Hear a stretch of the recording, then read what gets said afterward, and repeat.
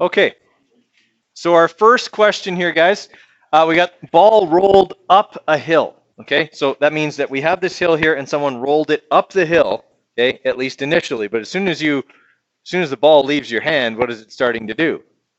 It's starting to slow down, right? It's accelerating down the hill the second it leaves your hand, right? So that's kind of what you have to envision what happens when something starts up a hill. It eventually ends up down the hill again, okay, as long as it's not powered. So we know it accelerates at 1.3 meters per second squared down the hill.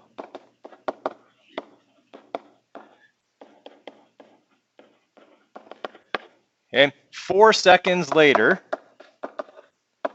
it's traveling at 1.7 meters per second down the hill. So that would be VF.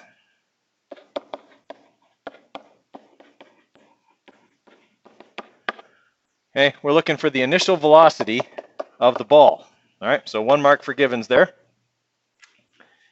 Okay, the only formula we have that has all those things in it is the one we learned last year in Science 10. Change in velocity over change in time equals acceleration. And we are looking for the initial velocity. All right, so you can give them a mark if they pick that formula. Okay, and we'll get a mark for manipulating / plugging numbers in here. So we're going to multiply both sides by t, and then we're going to add vi over. Okay, so I'm going to have vi plus t times a equals vf, and then I'm going to subtract t times a over to there so that I'm solving for positive vi rather than negative vi, because if I solve for negative vi, I always forget that it's negative, and then I get the wrong direction on it, okay, and that's not good. So now that I have my formula there, I can plug in my numbers. So vi will equal negative 1.7, because I'm going to make down the hill negative, minus the time, so 4.0 times negative 1.3. Okay, so give them a mark if they've got either the formula manipulated or the numbers, okay, for their third mark. And when we plug that in, we're going to have 1.7, negative 1.7. Negative 1.7 minus 4 times negative 1.3. Right, so we've got positive 3.5 meters per second, which means it's 3.5 meters per second up the hill.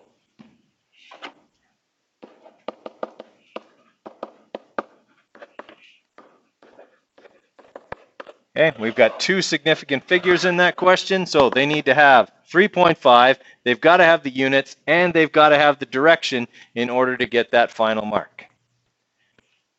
Questions on number 1?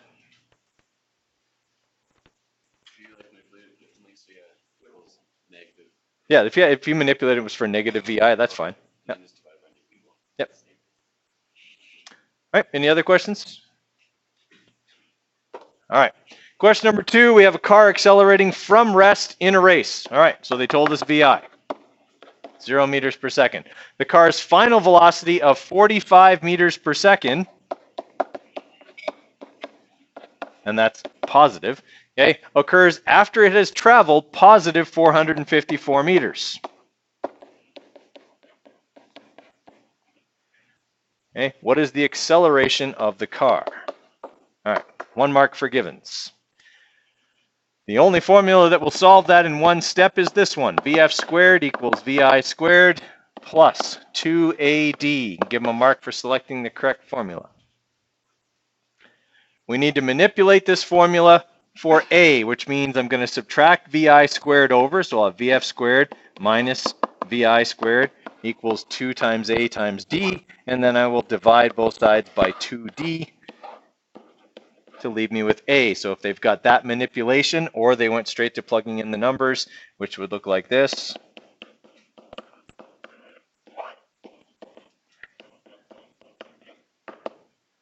Okay, that would be fine. That's their third mark. Okay. 4th mark will be for the correct answer here. So we've got 45 squared divided by 2 times 454.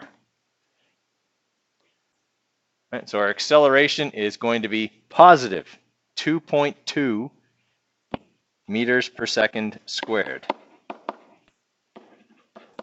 I have to have the positive because it was given to me in the question, and acceleration is a vector quantity, and since it's acceleration, it's got to be meters per second squared, and there are two significant figures. Now, a question did come up. In this formula, there's a 2 in the formula. Is that a measured value? No, it's part of the formula. It doesn't affect your significant figures. Okay, only thing that affects significant figures are measured values. That would be things you write in the givens. All right. Okay, so that one's out of 4. First one's out of 4, so give them a mark out of 8 at the top. Okay.